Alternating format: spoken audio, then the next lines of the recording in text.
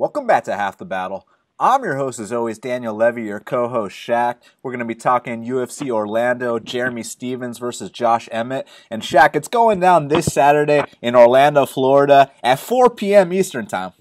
Yeah, man, typical early, not early, but midday Saturday sweat. It's going to be a good day. You know, the main event's solid. Josh Emmett shot the world his last fight against Lamas. Not too many people thought he had a chance, and he gave Lamas his third or fourth canvas nap. And Stephens, he won 2 fights in a row for the first time in a while, man. So he's looking as good as he ever has in a long time. So, and these two gyms, man, they got such a long history of going against each other. You know, with Dominic Cruz and Uriah Faber and Benavidez and all those guys. And they're going to have another edition of the rivalry again. You know, this is the first win streak my boy Jeremy Stephens has been on since he knocked out Honey Jason and actually went out there and beat Josh Emmett's teammate, Darren Elkins. So there definitely is some history between the two. And, you know, normally Shaq is in studio with me, but for a second week in a row, we are over the phone because the show must go on. And, man, how good does it feel to get back in the win column with another MaxBet winner? Oh, yeah, man. It was a good weekend, especially after, you know, unfortunate 2 losses in a row, but you know, Moreno took care of business as expected, and I'm glad they lined it like they lined it. You know, it's so funny because when you lose an event, it's because you suck, but when you win an event, you know, you can't do anything right even when you win an event. When you win an event, it's because you bet a fucking big favorite. But actually, Shaq, when we were talking about betting Moreno, we were like, listen, man, you know, he's probably going to be minus 400. He's probably going to be minus 500. We fucking max bet this guy at minus 240 against Josh Berkman, who's 1-11 in his last 12 UFC appearances, Shaq. Well, yeah, you know, a lot of people can say things, but at the end of the day, did they bet it, you know? And, you know, I let them bicker amongst each other and gossip amongst each other, but it is what it is. I got the win, so I don't give a fuck. At the end of the day, I'd love to see their 3-year track record. You know what I'm saying, Shaq? Because men lie, women lie, but numbers don't lie. And when you search best fight picks on any of the third-party trackers, you know exactly that you're dealing with the best in the biz. But let's get right down to business, man, because this is a great card start to finish. And first up, in the bantamweight division, we got Manny Bermudez. He's minus 170. The comeback on Albert the Warrior Morales is plus 150. Now, I got to tell you what, Shaq, this kid Manny Bermudez has some very slick submissions. I mean, on the regional scene, he's tapping dudes out left and right, and some of them don't even get a chance to tap. They go to sleep right away. But now he's taking on a guy in Morales who's literally been in there with some of the elite. He's been in there with Alejandro. He's been in there with Tomas Almeida, Brett Johns. So this is actually a step down in competition for Albert Morales. The question is, will he finally rise to the occasion and get that second UFC win?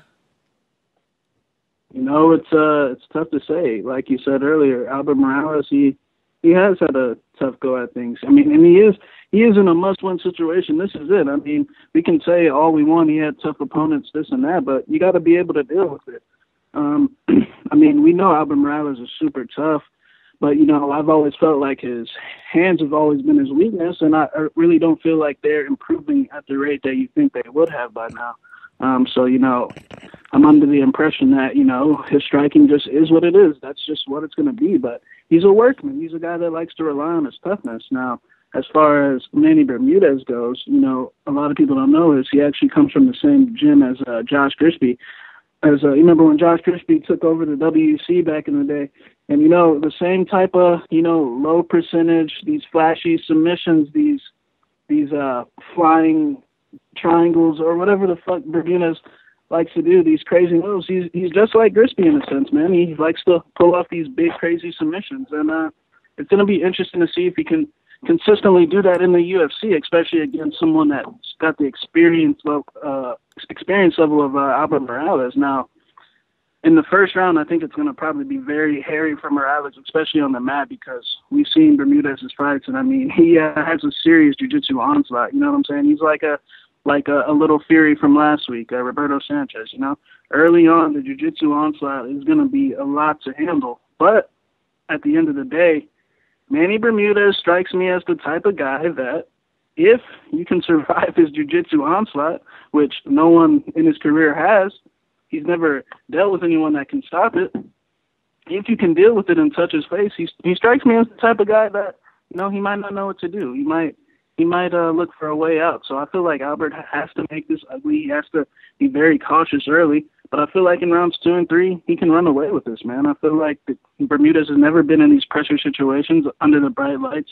The UFC is a whole different ballgame. You know what I'm saying? You're not fighting in CES and cage things anymore.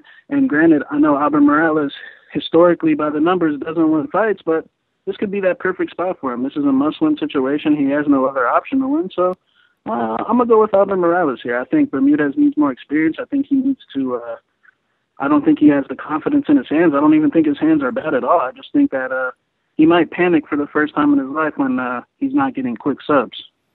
You know, it's interesting you say that he's never been tested before, because on paper, that's true. He is undefeated. But when you go back and you watch that fight against Saul Almeida, we all know who got broken in that fight. And it wasn't Saul Almeida. It was Manny Bermudez. It was Manny Bermudez who had no clue what to do in the second and third rounds when his submission game wasn't working. And it was... you know, the commentators were like, are you serious? They gave that fight to Manny Bermudez. You know, Michael Schiavello and Pat Miletich, they were going crazy. They couldn't believe the atrocious robbery that was Manny Bermudez versus Saul Almeida, because that's what happens when you get past the first round with this kid. Look, in that first round, he's a destroyer with his submissions. I mean, he'll get you with inverted triangles, a nice guillotine, everything in the book. But if somehow you can survive that shit, he's going to break, because you know the deal with these explosive jiu-jitsu guys. You know, these guys that are first-round sub or bust. You know, the Ian Entwistles of the world.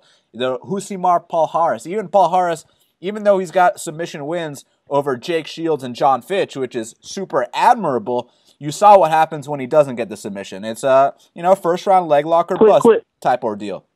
Even though Shields was a third-round submission. But bottom line, the history is out there for anyone to see, and most of the time when he doesn't get that sub in the first round, he quits. And I have a feeling, I have an inkling, I have a suspicion that Manny Bermudez is one of those guys as well. So the way I would recommend approaching this fight from a betting perspective is you bet Albert Morales as the dog, and then you hedge it with Manny Bermudez by submission. You know what I'm saying, Shaq? Because, you know, that way most likely you're going to win. Watch fucking Bermudez win by goddamn knockout or decision, right? But look, Manny Bermudez, in my opinion, he only has a submitter's chance, and it's a good one. I mean, the kid's nasty on the mat, but a kid like Albert, you know, who's been in there with Brett Johns, been in there with Tomas Almeida, Alejandro Perez, Andre Sukumta, Benito Lopez, all these guys, you know, it's like, Albert, just put it together for once, man. I know you got what it takes to win this fight. Just don't get tapped out in the first round.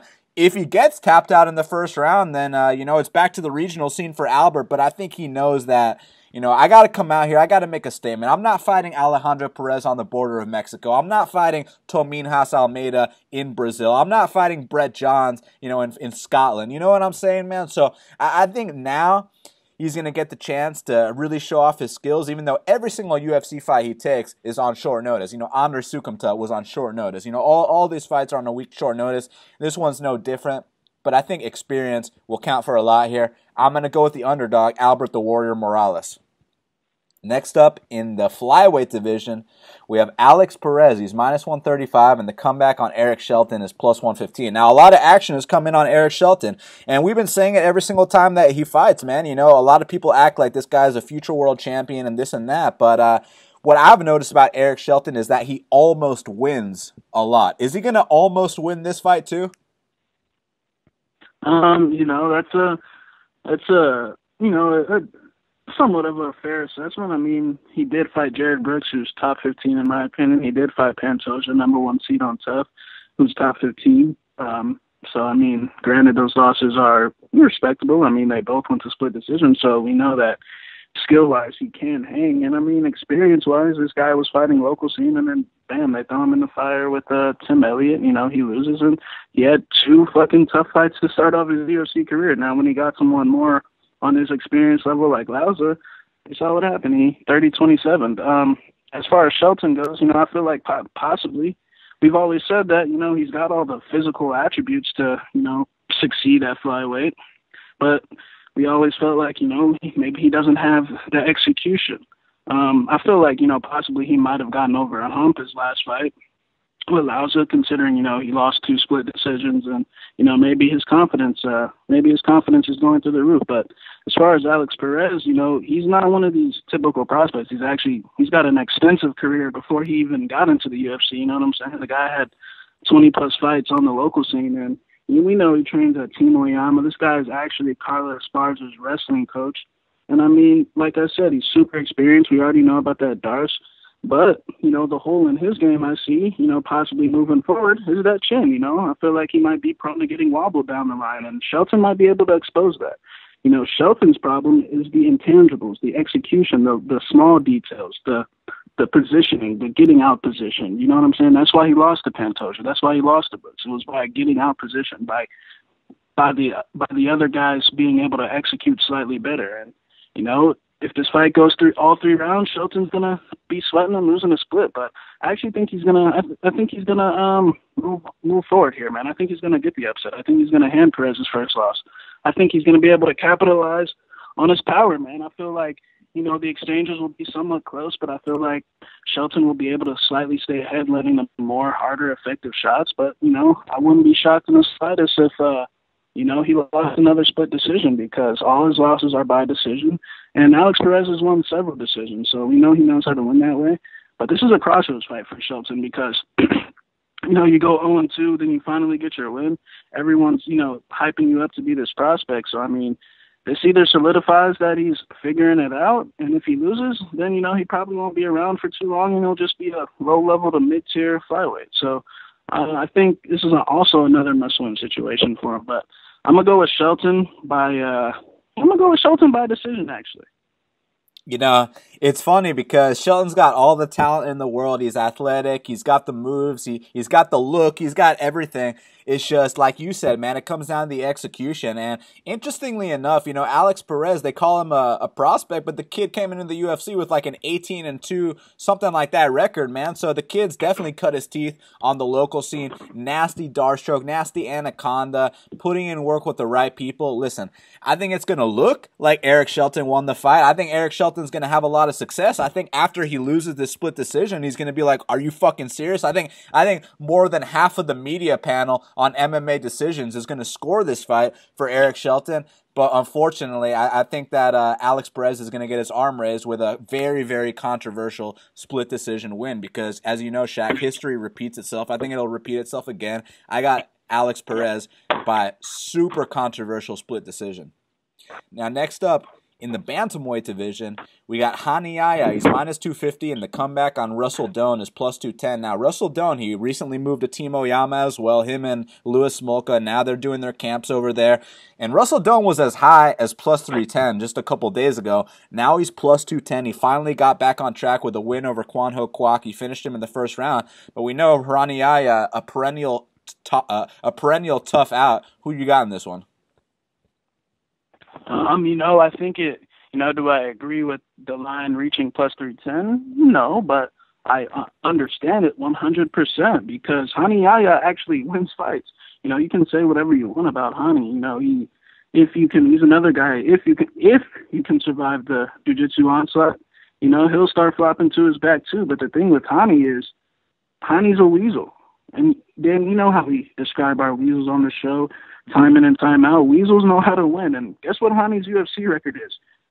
9-3-1. The guy wins the majority of his fights by a long shot. And Russell Doane, he doesn't win the majority of his fights. I mean, just look at his history when it comes to grappling or just grinding. Now you remember back in the day when he subbed Leandro Issa, but let's talk about the time when he fought one-dimensional, worst fighter on the roster, Jared Sanders, and he got beaten on the feet and completely broken in the third round and got grinded on. And, he's been tapped out in the first round more than once, so I completely understand why Hani, was that high, because Hani wins fights, and Hani knows how to win fights. Even, remember the Masanori Hanahara fight, a fight where he completely lost? But what did Hani do? He found a way to weasel it out. He found a way to flop to his back and, make the grappling exchanges look close and trick the judges into thinking he's winning, because he knows how to, even on his worst day, he knows how to still pull out a win. That's where Russell Doane, if he can't survive the jiu-jitsu onslaught, if Hani wraps those arms around his neck, he'll probably tap. But we know the thing with Hani, you never know what you're going to get with him. you can't really trust either guy in this spot. It's a super sketchy fight because when Rani's flopping to his back and he's starting to quit, he quits about once every 2 years. Granted, Joe Soto is just a better fighter in my opinion, but it's a super fight. I don't trust either guy. I'm going to take Rani just because he's the more consistent guy. He's the guy that knows how to get his hand raised on a more consistent basis. And Russell Doane, I'm not saying he's a flake, but consistency, and he's not a winner. He's got a losing UFC record. Granted, it's against tough guys, but his history on the mat is just not good in my opinion.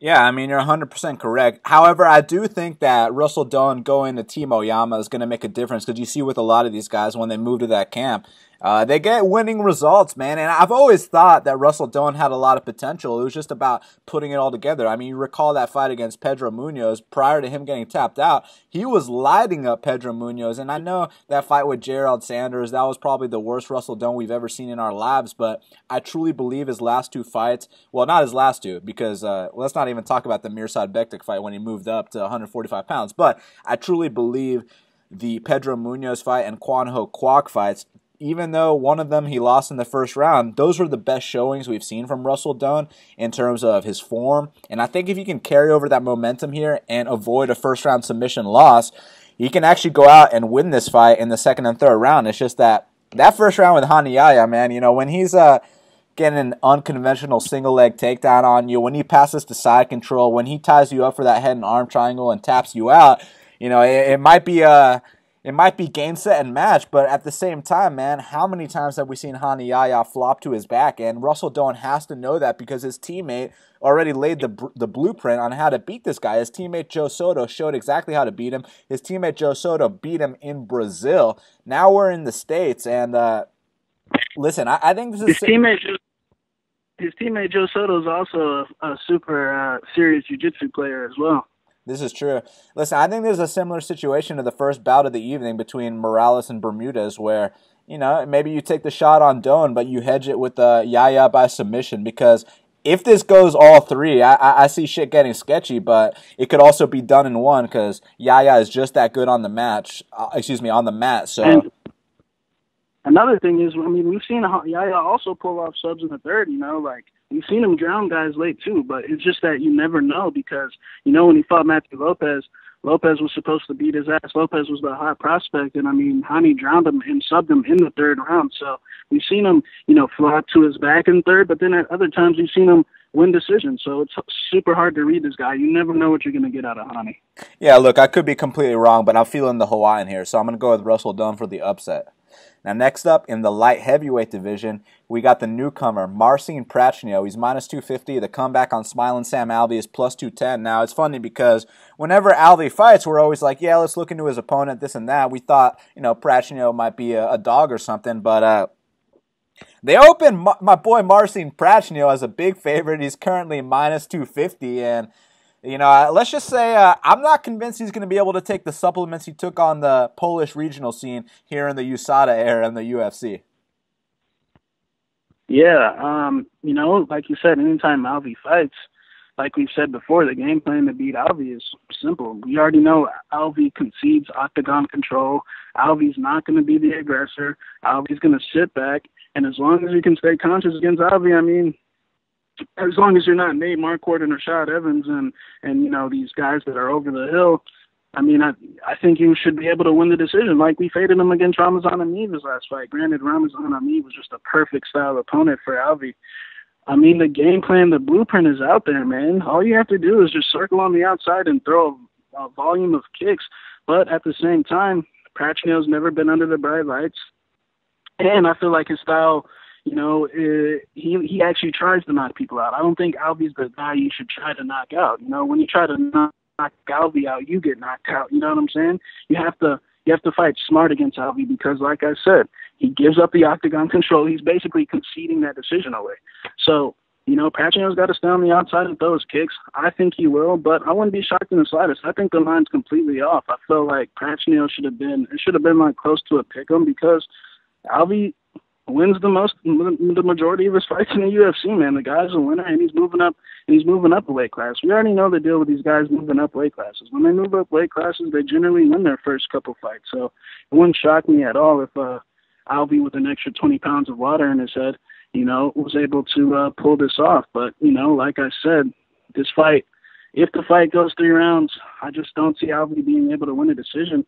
Unless, the move up in weight really, ups his activity rate. So it's a super unknown. I don't trust either guy. I'm going to take Prachnio just because, the blueprint to beat Alvey is pretty simple in my opinion.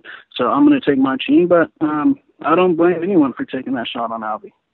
Yeah, look, from a betting perspective, it's kind of tough to trust your money on Alvey, but from a picks perspective, man, I mean, look, Marcin Prachnio is a knockout artist, and he's knocked out a bunch of these guys he's fought, over there where you're allowed to take all the supplements, all the vitamins in the world. But here in the UFC, it's a different story, and I'm not convinced he's got the cardio to go all 3 rounds. And I know with Alvey it looks ugly. I know it might not be that fun to watch. I know, it's a smoke break, a piss break fight whenever Alvey fights, but that doesn't mean he's not going to win this fight. And I think if it goes all 3, actually opposite of what you're saying, I think he can win this decision because I'm under the impression that Marcin Prachnio, look, even though he's a knockout artist, I mean, the guy is a stiff juice head. You know what I'm saying? He seems like the kind of guy that you get past the first round, you push him in some clinch exchanges, and the guy is going to, have his hands at his waist because you need oxygen for all those muscles, man. So I'm actually going to go with Sam Alvey here by decision, man. I think as long as he avoids getting knocked out in that first round, not that he can necessarily turn things around and take over in the second and third because that's not what he's about, but I do think that Prachnio is going to slow down so much that it's going to be a lot of clinching, and in those breaks from the clinch, that's where I think Sam Alvey can land that straight left hand, maybe throw some big knees in the clinch and add the points up that way. So I'm going to go with Sam Alvey via a very close decision. Now, next up in the welterweight division, we got Alan Jouban. He's minus 270, and the comeback on Ben Saunders is plus 230. Now, everyone's making a big deal about how these guys are friends and this and that, but the last time we saw 2 friends fight, which was last week, Cowboy versus Medeiros, Cowboy won via first-round knockout, Shaq. Yeah, I don't buy into any of that shit, you know what I'm saying? Friends this, friend that, but at the end of the day, we're stepping in a cage for money, you know what I'm saying? People got to feed their families, and Alan Jouban's coming off 2 losses in a row. And Ben Saunders is coming off a loss. So I think these guys are desperate for wins. And the way they match up, man, it's, Ben Saunders, he reminds me a lot of Josh Berkman, man. I respect him a lot as a man, you know what I'm saying, especially as a fighter as well. But, in his heart, I know he wants to be there. It's just simply, I don't think his chin can, simply take too much punishment these days. I mean, let's look at his history. When he come back in the UFC, he had a nice 2 wins against Heatherly and Jar Riggs, and then he gets matched up with Kenny Robertson. Kenny Robertson, he's a workman. He's a guy that doesn't have much power in his hands. Now, I know he knocked out Sultan Aliyah, but let's be honest here, Dan. We know that was a fluke. And flukes happen, and Kenny Robertson doesn't have much power in his hands, but he was able to drop Ben Saunders. He was able to stand in the pocket and hurt Ben Saunders several times. Now, granted, Ben Saunders won that fight. I don't know how, but he showed his toughness. That's just the examples of the damage he's taken, and I'm not even mentioning the two Douglas Lima knockouts back in Bellator. So then, he fights Patrick Cote, and Patrick Cote, hit him with some straight punches. He tries to grab that clinch. And, I mean, he wants to be there. It's just that his chin simply couldn't take the punches, and he went down. And, he's so mad that he can't stay conscious. And then, he fights Peter Sabata. You know how many KOs Peter Sabata had in the UFC? 0? Exactly. Now, when he fought Core McGee and he beat Core McGee in that 3rd round when Core McGee had him wobbling all over the place, you know how many UFC knockouts Core McGee has? I would take a wild guess and say 0. Exactly. So, like I'm saying, these guys with no power, these guys with history of not being able to put guys down, are rocking this guy. Now, Alan Jouban, what is Alan Jouban? He's a serious striker. Alan Jouban's from Lafayette, Louisiana. He's a killer be killed guy. He's not looking to grab legs. He's not looking to tie up.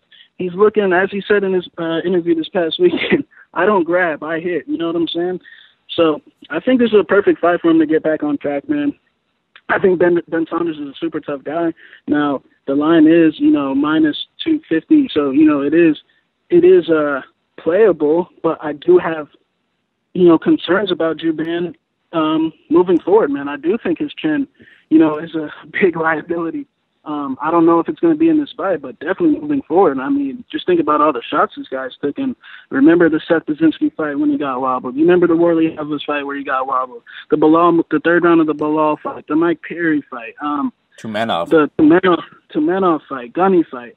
Nico Price. I mean, the guy has taken several hard shots, and he's been wobbled several times. Shitty. So I feel like at any moment, you know, he could possibly end up getting flash KO'd. I don't think it's going to happen, but, you know, I do have those concerns about his health in the back of my mind. But I think he'll be enough. I think he's going to put it on Saunders. I think, you know, he's not going to fear Saunders. I think with the opponents he's been fighting, like Bilal, Mike Perry, Gunnar Nelson, and Nico Price, you know, serious welterweights, guys that are top 20, top 25, I think, you know, those are the guys that moving forward are probably going to, you know, keep handing them canvas snaps. But this fight, I don't think so. I think he puts Ben Saunders out within 2 rounds. Yeah, I don't think this fight's going the distance, man. I mean, you look at his fights with Mike Perry and Bilal Muhammad, and, you know, the shots that he dropped Bilal Muhammad with, I guarantee you he drops Ben Saunders with any of those, he's getting him out of there right away. You know, Ben Saunders has been KO'd 5 times. Bilal Muhammad at the time had never been knocked out. And Bilal Muhammad has so much fighting spirit. He really wants to be there. And not that Ben Saunders doesn't, but when you're young and fresh and you're making that UFC debut, you haven't been KO'd 5 times like Ben Saunders does. I mean, you saw the will of a guy like Bilal Muhammad when he got dropped with that head kick and then the subsequent elbows by Alan Jouban and somehow Bilal surviving. That just, I have no explanation for it other than... Bilal had a fresh chin. Mike Perry had a fresh chin, young chins that have never been damaged. You know what I'm saying? Ben Saunders' chin has been brutalized and beaten and battered several times. It's been brutalized for years. I mean, you remember when Mike Quick Swick knocked him out. You remember when my boy Douglas Lima knocked him out twice. And nowadays, you know, guys with 0 knockout power, guys like Kenny Robertson, guys like fucking Peter Sabata.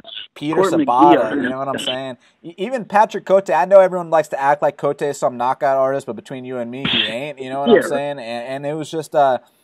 I think it's going to be a walk-off left hand here by Alan Jouban. I think this is the kind of spot where Alan Jouban, you know, he's filled with confidence. Like you see his fight with Brendan O'Reilly, and he just goes out there and takes care of biz real quick. And, you know, if somehow his chin gets clipped, which it has many times, he might go down. But my real opinion here is that Jouban's going to stop Ben Saunders, you know, by the 2nd round. So I'm going with Alan Jouban by knockout. Now, next up in the women's strawweight division, we got Angela Hill. She's minus 160, and the comeback on Maryna Moroz is plus 140. Now, it's interesting, Shaq, because the odds makers actually opened Maryna Moroz the favorite, and the public flipped the line. Now you got Angela Hill as the favorite, Maryna Moroz as the dog. Which way you going? Man, this fight, you know, is actually getting a lot of buzz online, man. It actually surprised me because, you know, around the MMA community, man, the thoughts on Maryna Moroz are very low for some reason. You know what I'm saying? I don't understand why. You know, it's so funny because when she was supposed to fight Jamie Moyle a few weeks ago, she was the underdog to Jamie Moyle. But then she opens the favorite against Angela Hill. You know, it doesn't make sense for me. I feel like, you know, they just don't maybe have the respect for Moroz or don't have a good read on her. That Jamie Moyle, you know what I'm saying, who's like 4-2, and Maryna Moroz is the underdog. I don't fucking get it. But you know, Angela Hill, I'm seeing a lot of confidence in Angela Hill, man. You know, look, I was an Angela Hill supporter. Now, look, her first UFC stint, I will excuse her for that because, I mean, she legitimately had one pro fight, and the next following weekend she tried out for the Ultimate Fighter and got on the show, and then her next fight was against Carla Esparza, Tecia Torres, and Rose Namajunas, all top 5 chicks. So I will excuse the first UFC stint. She had no business being in those fights, so we'll give her a pass for that. So then after that, you know, she goes to Invicta. She fights a couple soccer moms, Alita Gray, some other chicks that, you know, nobody knows. But you know what? Her big win in her career is by beating Livia Souza, you know, who was the champ at that time. Personally, I felt like that fight could have went either way. I felt like Livia was taking her down at will at times, but, you know, Livia's a jiu-jitsu fighter, and Hill was able to just slightly land more strikes and win a split decision.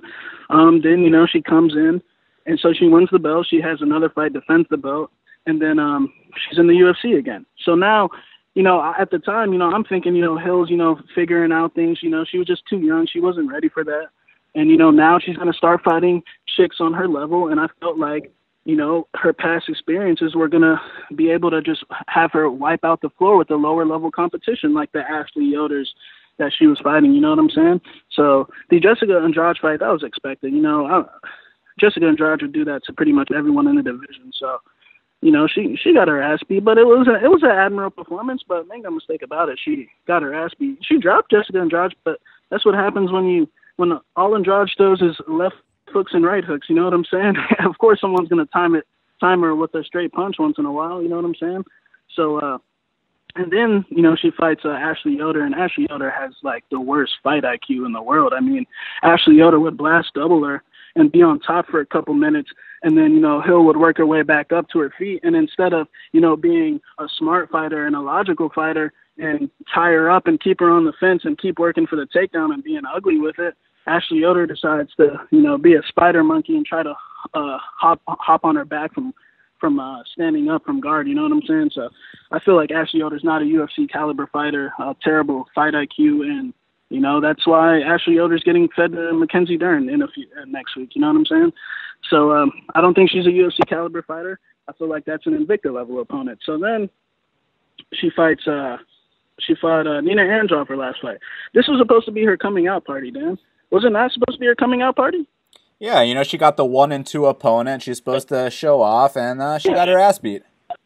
I mean, and I'm hearing things where Nina Andrade's a good fighter. I'll admit that. That was definitely Nina Andrade's best performance of her career, but I remember Juliana Lima handling Nina Andrade.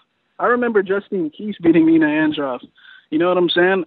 Nina Andrade was 1 and 2 in the UFC with a win over Jocelyn Leibarger. You know what I'm saying? She was like 1 win over 500. That was an opponent on your level with the same, caliber of wins as you. And I mean, what happened? We're going to make an excuse for that too? I feel like people are making too much excuses for Angela Hill, bro. Why are we making an excuse for her losing to Andrade? Because Andrade's underrated? That was supposed to be her coming out party. She was supposed to stay on the outside and light her up from the outside with her speed and movement. And it turns out Nina Andrade was the faster fighter in there. You know what I'm saying? It turns out Nina Andrade was the better striker. Going into that fight, everyone's always worried about Hill's takedown defense. And, I wasn't worried about Hill's takedown defense because Nina Andrade is a striker. So I'm thinking, oh, this is an easy fight in the bag for Hill if she's fighting a striker, and she got outstruck. So then, I guess people are still making that excuse for her. I felt like she was super labored in those second and third rounds. I felt like she was huffing and puffing.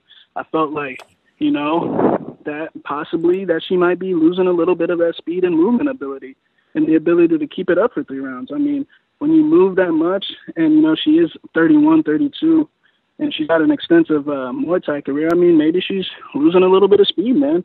And Maryna Moroz is 26 years old, moving to the United States, been living in the United States for a year, and I feel like she's making improvements in her game. In the Carla Esparza fight, people can talk shit about Moroz, not landing punches, but who gives a fuck?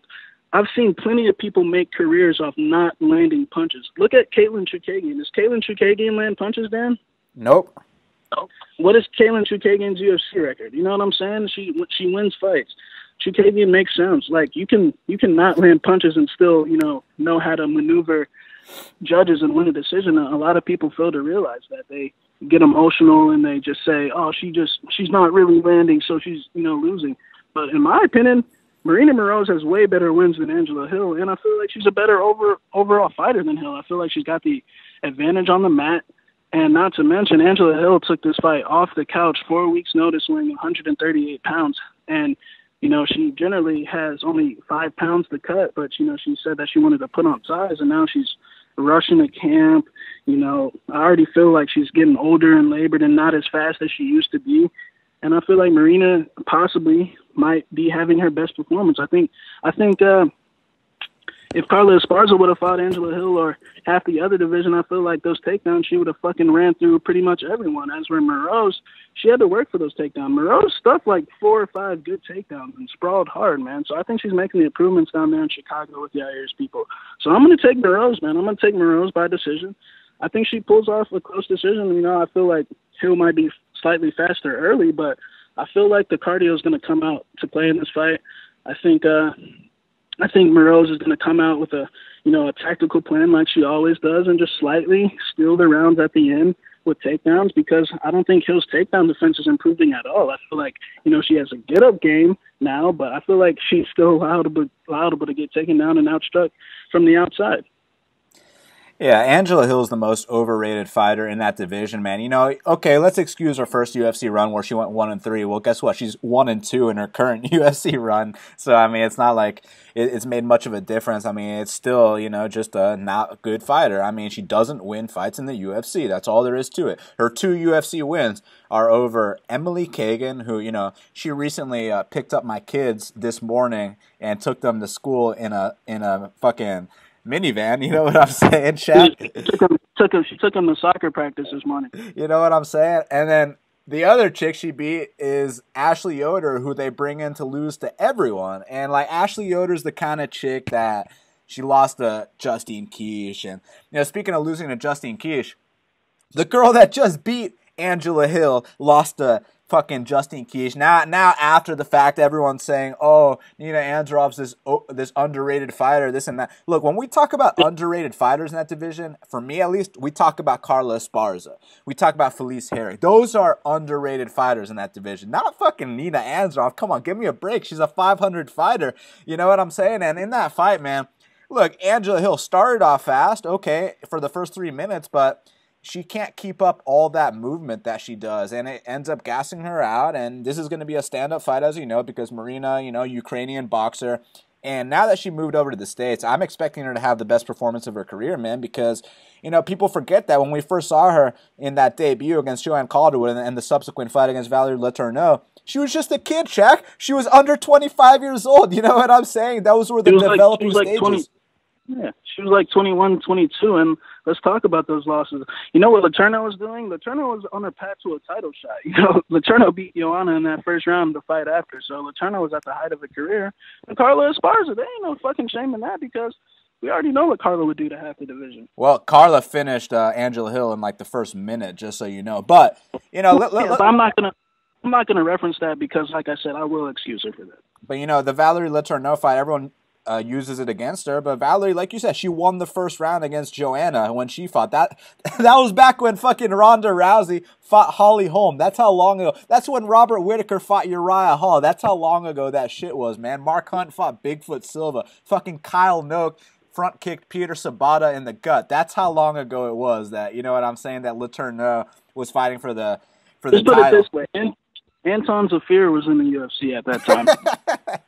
So, look, in this spot, I'm expecting the best Maryna Moroz we've ever seen, man. I'm expecting her to put on the performance of her career, make Angela Hill swing at air. And it's funny I say swing at air from Angela Hill's side because Marina's the one known for swinging at air. But when you're fighting someone like Danielle Taylor, who's 4'11", and you're waiting on that initial blitz, I can understand why the fight went the way it did. But I also still scored a 30-27 Moroz. But in this spot specifically, Angela Hill's going to come forward. Angela Hill's going to try to strike, and we know Marina's a counter striker. So Marina's not going to punch unless she needs to, and she's going to need a punch here all the time because Angela's going to leave those openings. And I feel as if by that second and third round, Angela's going to start getting that head pop back, and then also, we know Maryna Moroz has a big advantage on the mat. Angela Hill's like a fish out of water on that mat, man. So, I expect some takedowns to get mixed in there, too. I think, Yair's people got it right in that respect. And, look, I'm expecting a Maryna Moroz, 30-27 on one card, 29-28 on the other two. I think this is a potential good underdog here because from minus 140 to plus 140, you know what I'm saying, Shaq? So, my pick is Maryna Moroz. Now, next up in the women's bantamweight division, we got Sara the Quitter McMann. She's minus 240. The comeback on Marion Reneau is plus 200. Now, we shot all over Sara McMann her last fight against Ketlen Vieira. And, people were saying we didn't know what we were talking about. People said we were disrespecting an Olympian. And guess what Sara McMann did in that fight? She quit. So, is she about to quit again? Dan, I almost want you to, pull up the exact recording because, we called that fight to an exact T, called around the finish submission round 2, you know what I'm saying? And Sara McMann is a front runner, plain and simple. How many times have we told you? Be very fucking careful with Sara McMann because all it takes is one bad spot and, she's gonna go home. You know what I'm saying? She wants to, get out of that cage. Let's talk about the Kelleher Vieira fight. We already know McMann, physically probably overpowers every chick in that division just in terms of strength and muscles. And you know what I'm saying? I've seen the chick in person. Her shoulders are pretty broad. You know what I'm saying? She's a big chick. You know what I'm saying? And that's what she likes to do. She likes to punk chicks out and front run. She likes to muscle chicks down and just overpower them. Now, when she was able to do that with Kelleher in the first round, let's talk about that ground and pound from Mount, Dan. That was some of the most laughable shit I've ever seen in my entire life. You know what that is, Dan? That's what we call desperation. That's what we call, I want to go home. I want to get out of here. I'm not going to be patient and actually land ground and pound shots. I'm just going to spam a whole bunch and just hope to God that Kelleher Vieira, gets knocked out. And none of those landed. Kelleher Vieira was probably on bottom like, what the fuck? This is the Olympian? This is the Olympic wrestler? You know what I'm saying? And what happened in that second round? We knew that Kelleher had the skills to put her in that one bad spot, and when that one bad spot happened, McMann tapped to a submission that really wasn't even locked in. You know what I'm saying? So, I don't know. Look, Sara McMann, she definitely has the better physical attributes than Reneau. Reneau's 40 years old, slower, on the tail end, and McMann should be able to come in here and overpower her. But like I said, her track history is too flaky, man. All it takes is one arm bar. All it takes is for Reneau to look at her in those eyes and, let McMann know that, hey, I'm going to be here for the 3 rounds, especially after the first round, especially if McMann dumps everything in trying to finish her and she can't, you know what I'm saying? Don't be shocked when McMann quits again. And we told you again on Half the Battle, but Reneau is her takedown defense is super suspect. It's super shaky. Like I said, she is 40 years old. Once you're at that age, you never know what you're going to get. One time, most likely she's going to have a lay an egg performance one of these days. So, at the same time, I'm not saying I'm betting Marion Reneau with confidence. You know what I'm saying? So it's definitely a fight. I'm just going to sit back and watch. And when Sara McMann quits again, then I'll kick myself in the nuts. But I'm going to take Reneau by armbar triangle, just because generally, damn, bad situations happen in fights. You know what I'm saying? You know what I'm saying?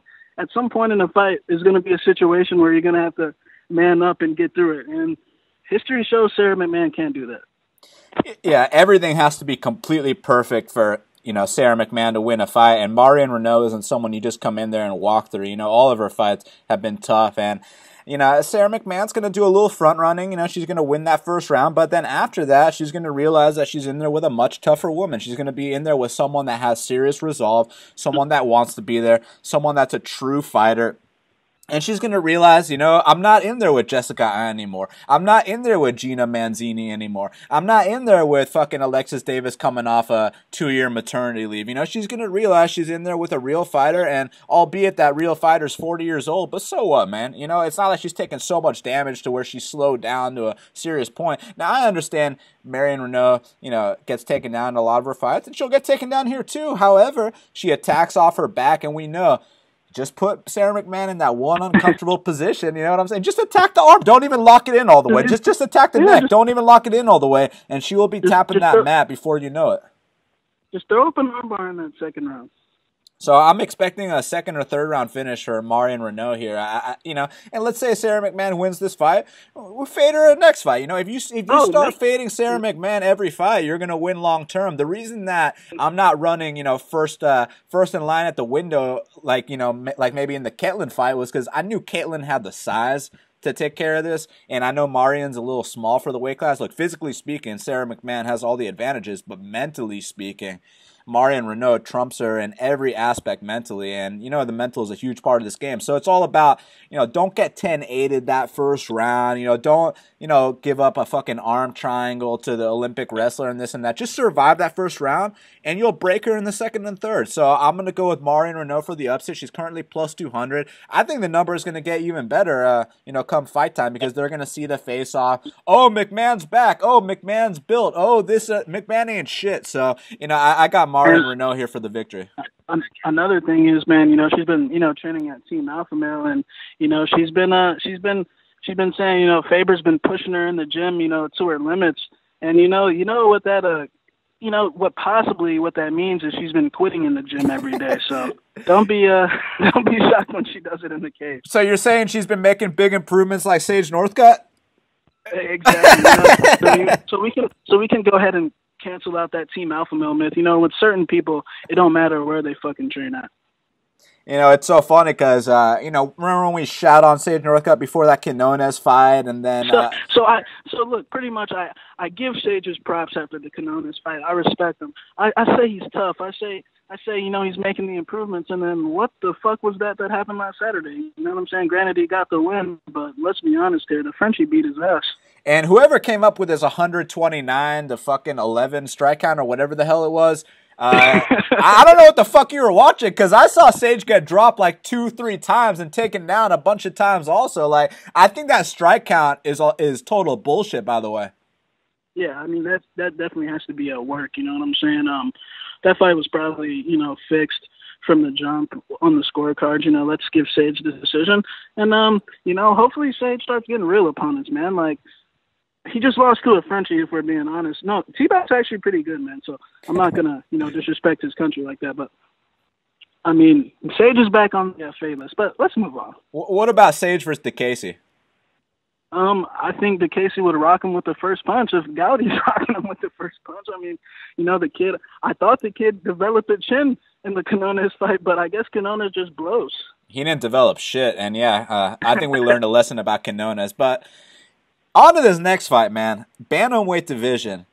Renan the Baron Barao, the former #1 pound-for-pound fighter on planet Earth. He's minus 145. The comeback on Brian Kelleher is plus 125. Now, it's interesting, man, for a couple reasons. Firstly, a couple of years ago, Renan Barao would have been fucking minus 750 in the spot. And also, let me also add this, Shaq. Renan Barao has not made 135 pounds since 2015. Yeah, man. This put it this way. You know, when Kelleher used to be a jobber on the local scene, you know, losing the guys back when he lost to Andy Main, you know, back when his record was probably barely over 500. You mean back in 2014? Yeah, exactly. You know what Renan Barao was doing at that time? He was a world champion defending his belt. He was the #1 pound-for-pound fighter in the world. You know what I'm saying? And just the fact that in a few years things can completely drastically change, it shows you how crazy the fight game is, bro. So, look, I see a lot of people thinking that there's no possible way Renan loses this fight because they think, you know, Kelleher is just flat out not good enough. But I disagree. I think Kelleher is good enough because, look, you can keep making excuses for Barao, you know, all this and that. Before the Aljo fight, oh, well, you know, what they're saying before this fight is, well, he's training at ATT now. Oh, he's training in America. You know where he was training at before his last fight? In America, Dan. And, you know, and especially in a better state for, you know, cardio training and wrestling training. They can make all the excuses they want because he's still got the same you know, his coach from Nova or from the Kimura gym, you know, that's affiliated with Nova and Yao, his coach moved to Arizona to train at Power MMA, to be the coach at Power MMA. And so, like, I'm not buying into this, oh, he's switching camps, it's going to change everything. That's what journeymen say. That's what jobbers say. You know what I'm saying? When they face defeat, they think, oh, I'm going to go to this state and this state for this training and this coach and all this bullshit. You know what I'm saying? So I'm not buying into this at all. Before the Aljo fight, if you would have told me Aljamain Sterling, the guy that couldn't even outbox Caraway or you know what I'm saying, outbox Renan Barao and took him down, like, it's just a gradual decline. You know what I'm saying?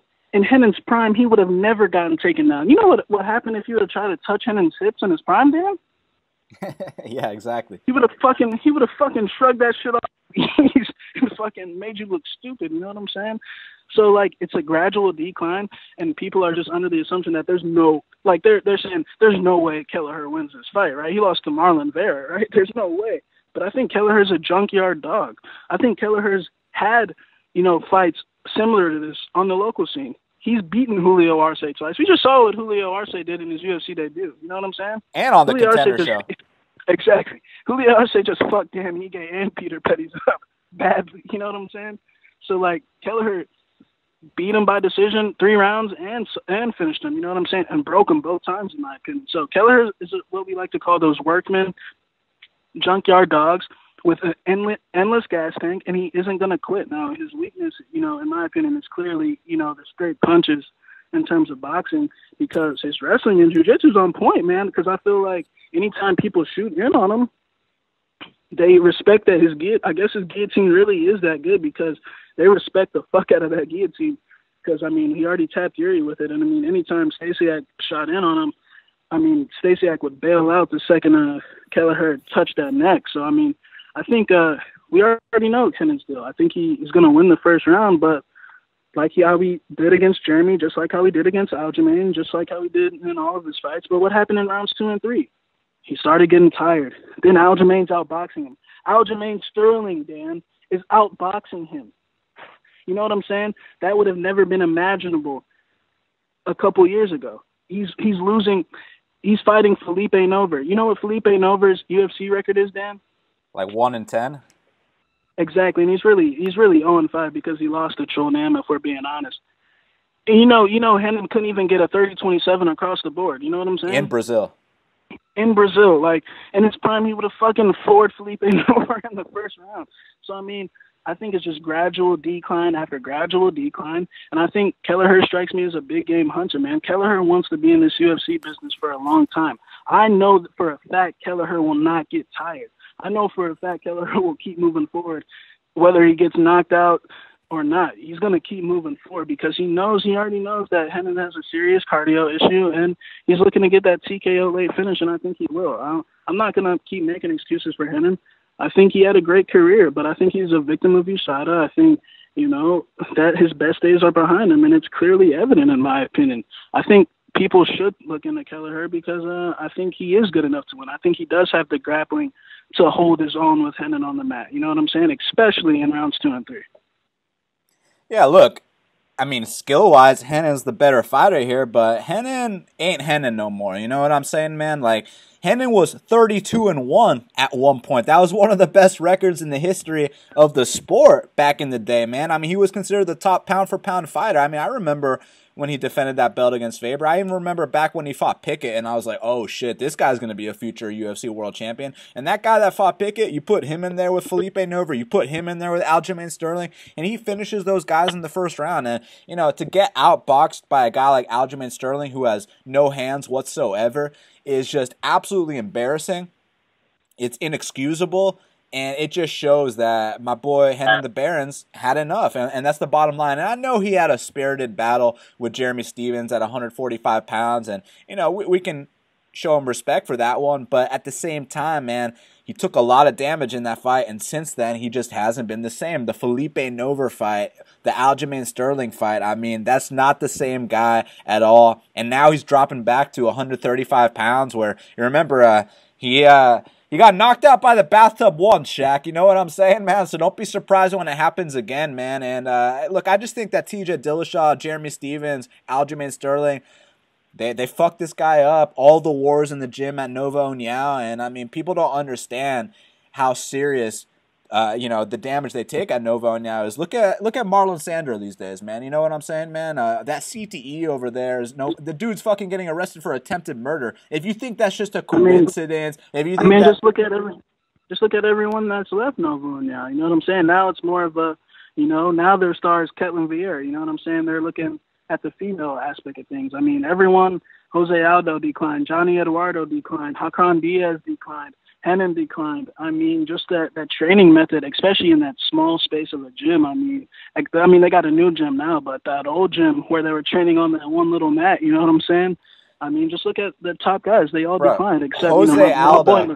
Jose Aldo's lost 3 of his last 4 by strikes. That would have been unimaginable just a couple of years ago.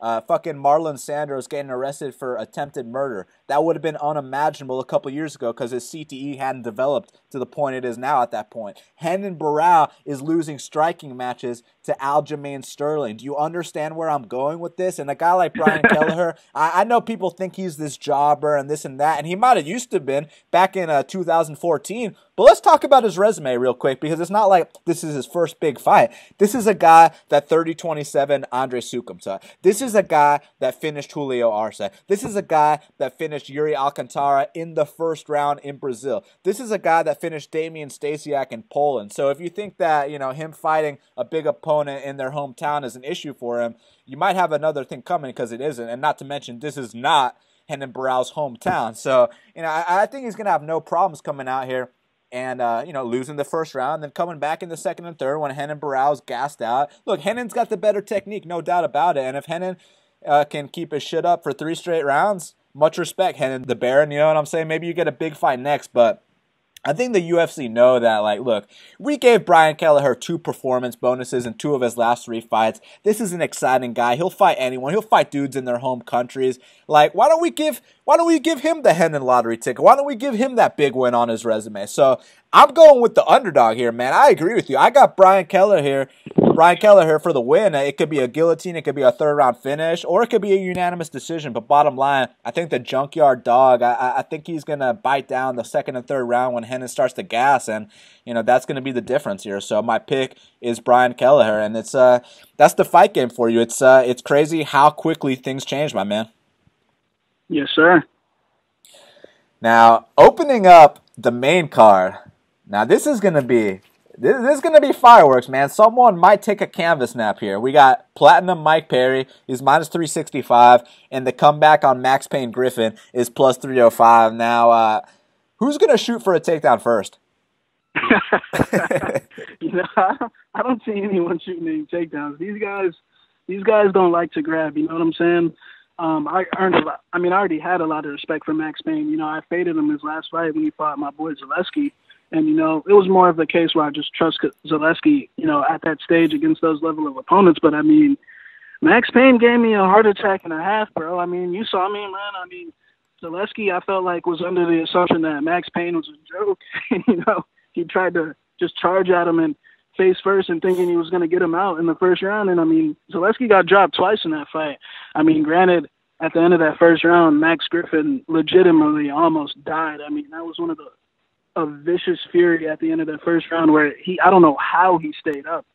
Obviously, Mike Perry, definitely has more one-punch power than Zaleski, but I feel like Zaleski is definitely the more technical striker. The fact that Max Payne hung in there, and Max Payne has had no easy fights, man. His UFC debut, let's not forget that ass whooping he took in that fight, Dan. He got fucked up bad in that fight against Colby, you know what I'm saying?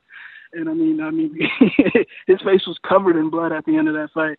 And, the guys, they're not giving him any easy fights. He's had to fight Colby, Zaleski, and now he's fighting Mike Perry coming off a loss. Plain and simple, I think it's a super sketchy fight, to take because a lot of people are unaware of the power Max Griffin has. I've seen him on the local scene, and he's got some crippling power, bro.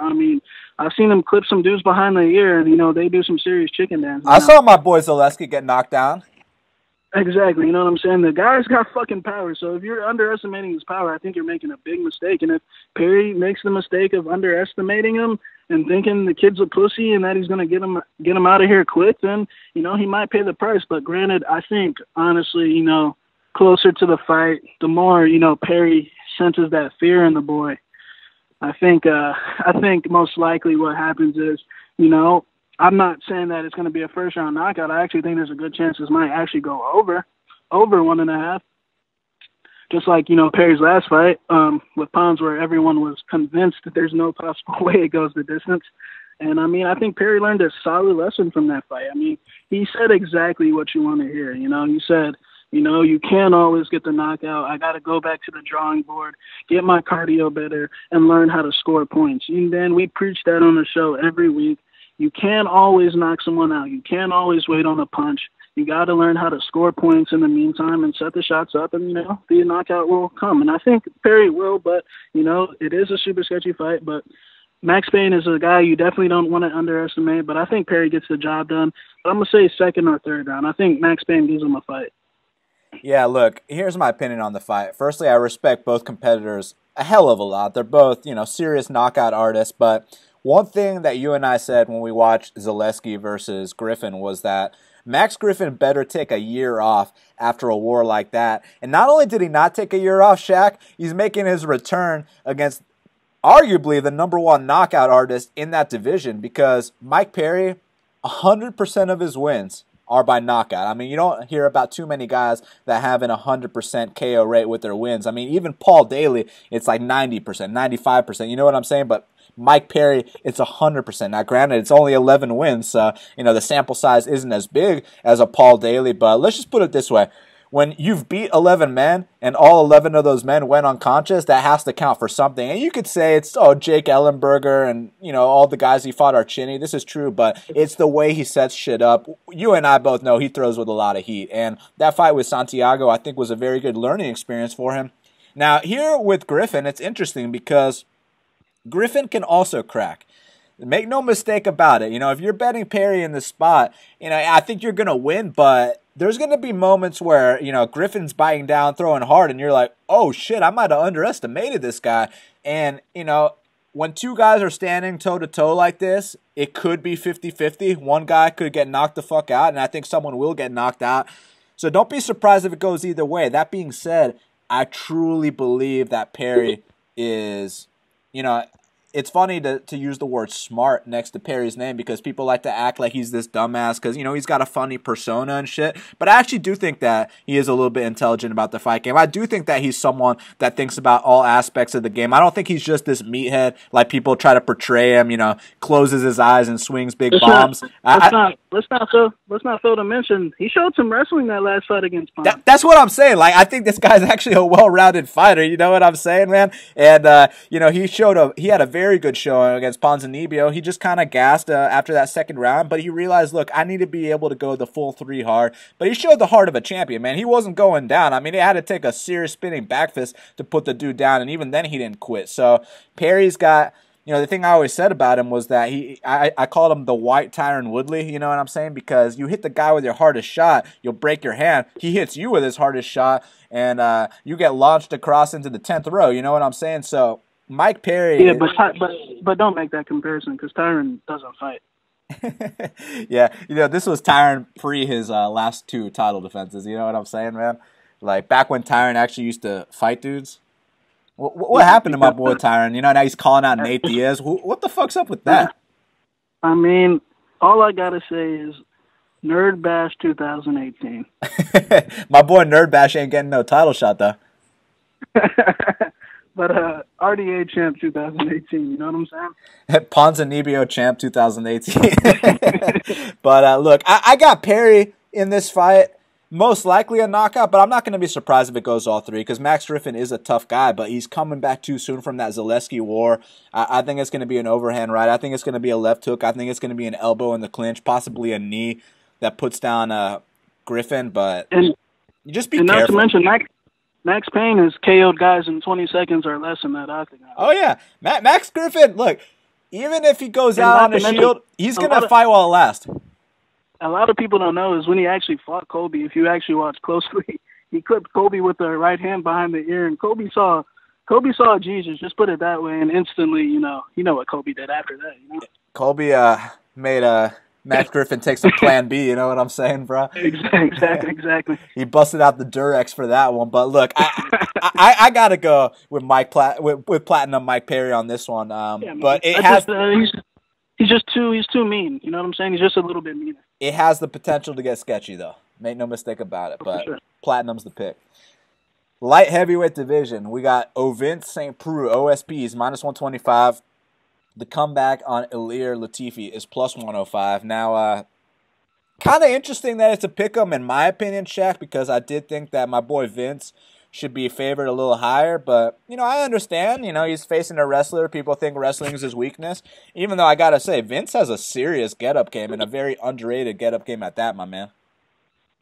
Yeah, man. Vince he's been doing his thing, Granted, his last 3 opponents, you know what I'm saying, quitter, welterweight, and no chin. But, Vince said that he's just been flat-out training harder. After he lost those 3 in a row, a lot of men would have packed it in and just called it quits and, took in another L and probably got cut or retired. But Vince said he flat-out wasn't training hard enough.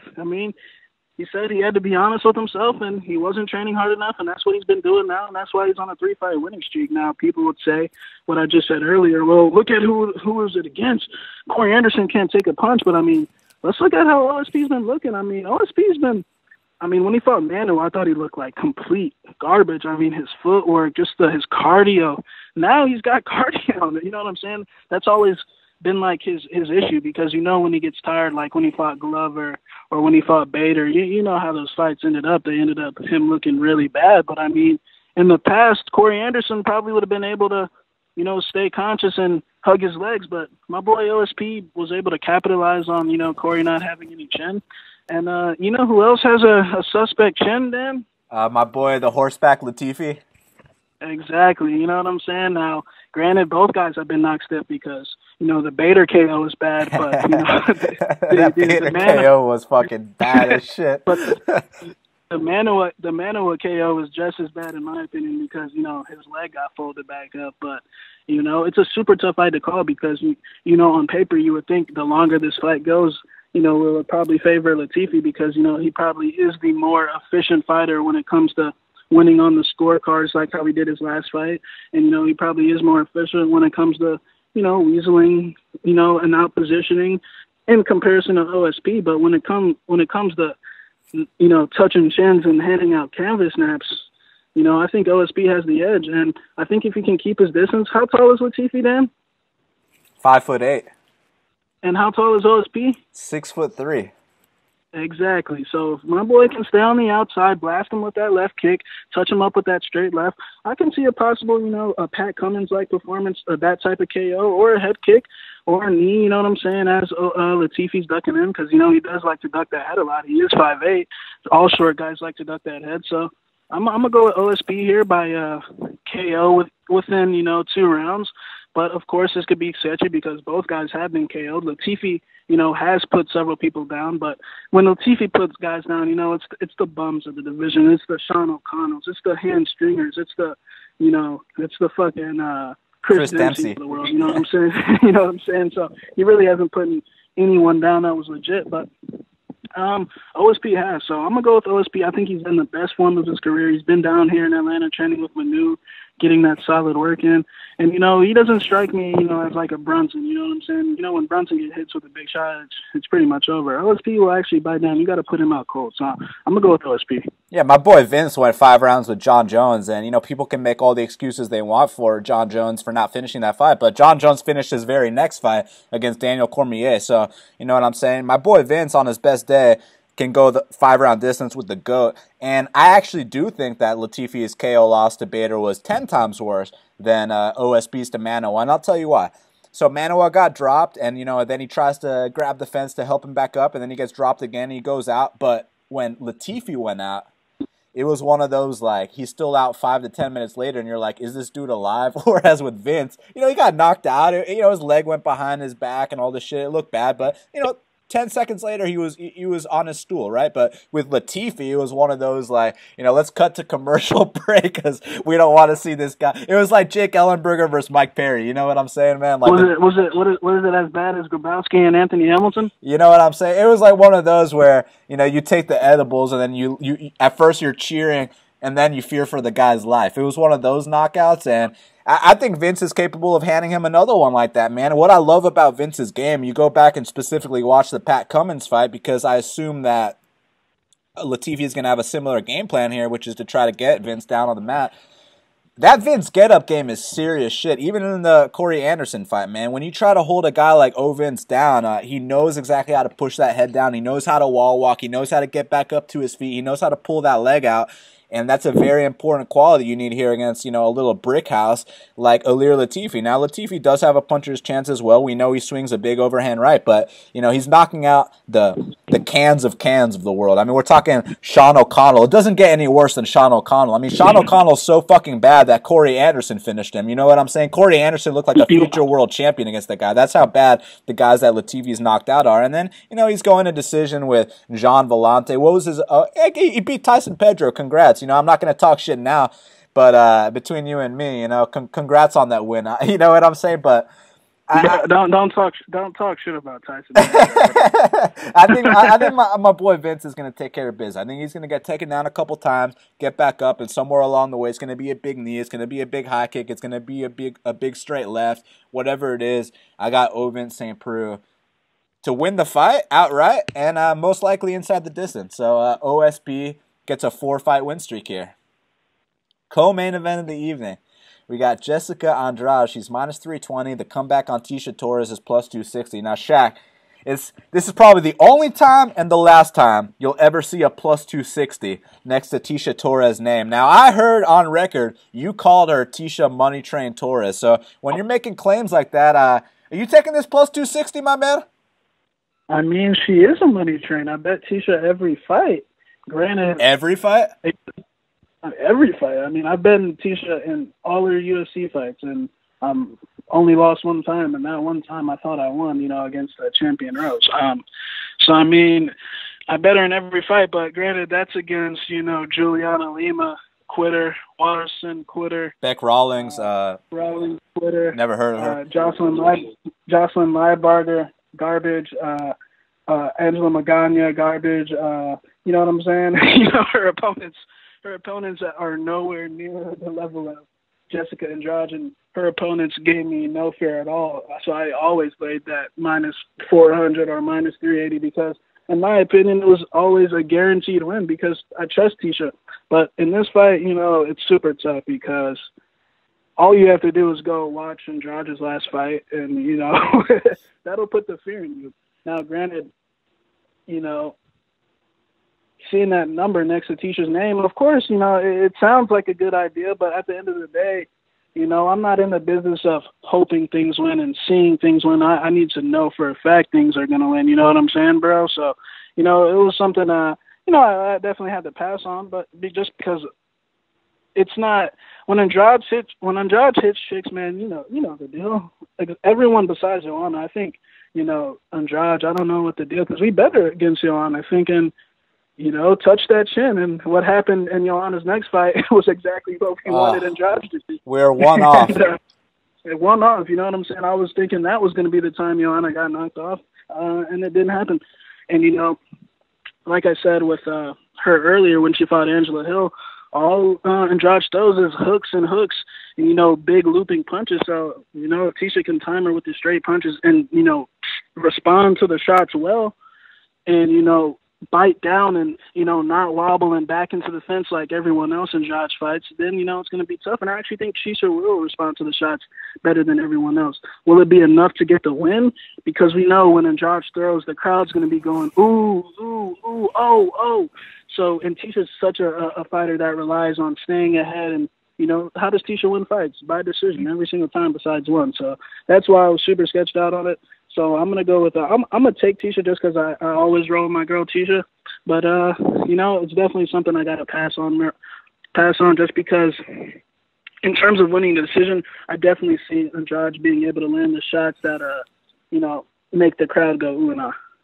It's interesting because I know people that'll bet Torres by decision every single fight, and if they decide to do that here, it's plus 360 for the decision prop for Tecia Torres. Now, on the feet, I don't think it's as big of a mismatch as people think. I do agree Jessica Andrade has the power advantage, and but I think Tecia Torres is way more technical with her striking, and that if Jessica starts loading up on those big shots, I think she can eat some straight down the middle. But the biggest issue that Tecia has, and she's always had this issue, this has never been fixed, is not only her takedown defense, but her get-up game, because it's not on point, man. You know what I'm saying? Like, if she gets taken down, that round's over right there. She ain't going to get back up. I mean, unless she's fighting Juliana Lima.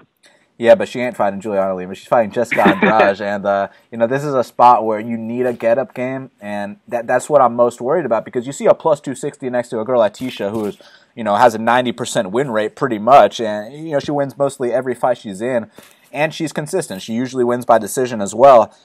You kind of, as a betting man, I'm tempted, but the thing is, I understand what I'm up against.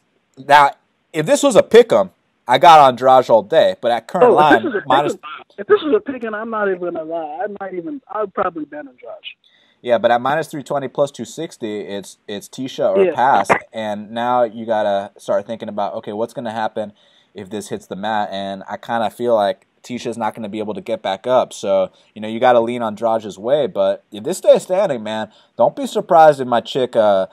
Or Raquel's chick, sorry, Raquel, you know what I'm saying? Don't be surprised if Tecia, outpoints Jessica on the feet.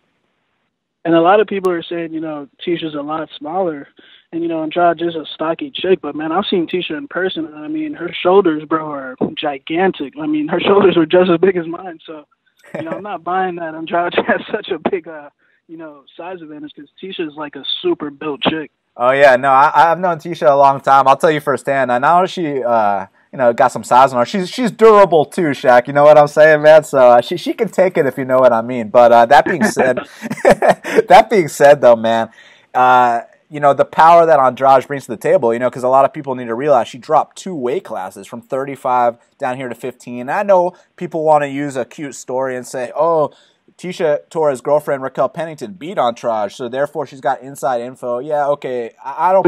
Andrade beat her too.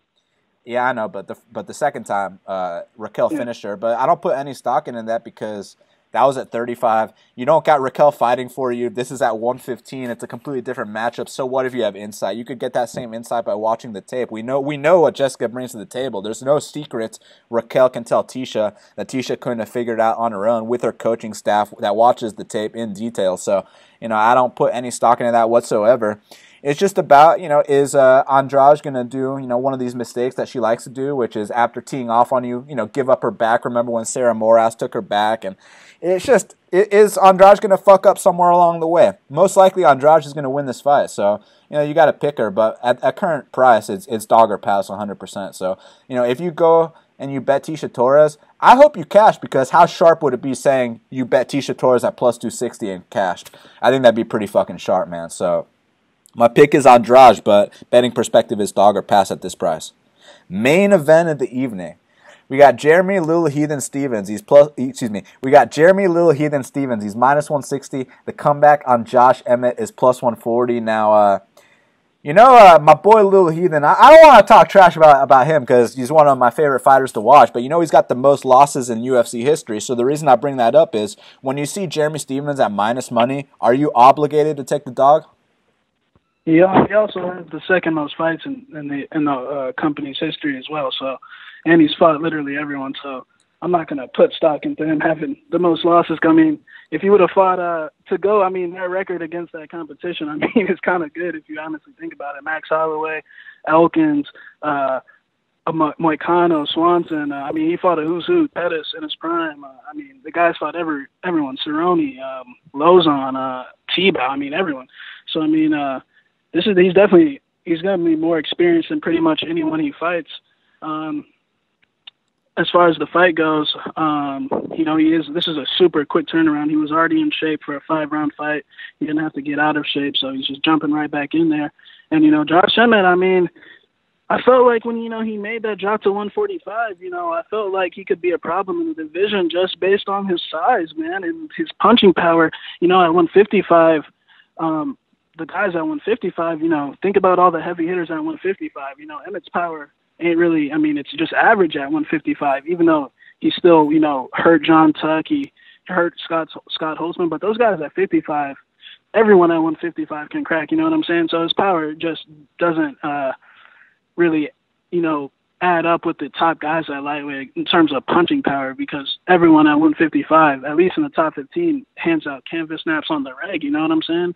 So him dropping to 145, I felt instantly he was going to be a problem. I picked him to beat Lamas by KO, you know what I'm saying? So I felt, but we know that Lamas's history, his chin history is not the best. But I mean, Max Holloway couldn't put him out. But like I said, I feel like Emmett's got serious power early, and I feel like Jeremy better be careful because we have seen Jeremy, take a canvas snap before. Granted, it was super long ago, but like I said, Emmett's a 55er. I still stand to that by this day. I don't think he's a natural 145er. I think he's just a guy that's tough, and I think he's a guy that will put his body through hell to possibly make the 145 weight. But make no mistake about it, he's a natural 55er. The thing that worries me about this fight is if the fight goes to the 4th and 5th round, a guy with those type of muscles and that big muscle body, is it going to be able to, those muscles need oxygen, Dan. We know the history with guys with muscles. I mean, those muscles got to be able to breathe. And 4th and 5th rounds, I think the fight could definitely get hairy, and I feel like Stevens might be able to run away with it in the 4th and 5th. But early, I think Emmett has honestly a good chance to put him out because I truly believe that his power is just on a different level than these featherweights are used to. Like, Jeremy's used to getting hit by Doo-Ho Choi. Like, people would say, Doo-Ho's got power, but let's be honest here, Doo-Ho was a fraud. You know what I'm saying, bro? You know what I'm saying? Moicano, hits nothing like how Josh Emmett is going to hit him. Moicano's a counter striker. Cub Swanson ain't going to hit him as hard as Emmett's going to hit him. So this is going to be his first fight where he's truly in there with someone, in my opinion, that hits harder than him. And we already know the history of Jeremy Stevens handing out canvas snaps. He's got a highlight reel of disgusting KOs. But like I said, Emmett's a 55er, and I think Jeremy's going to quickly find out, man. I think he's a legend, but I just think the power is going to be too much, man. I think Emmett's going to put him down within 3 rounds.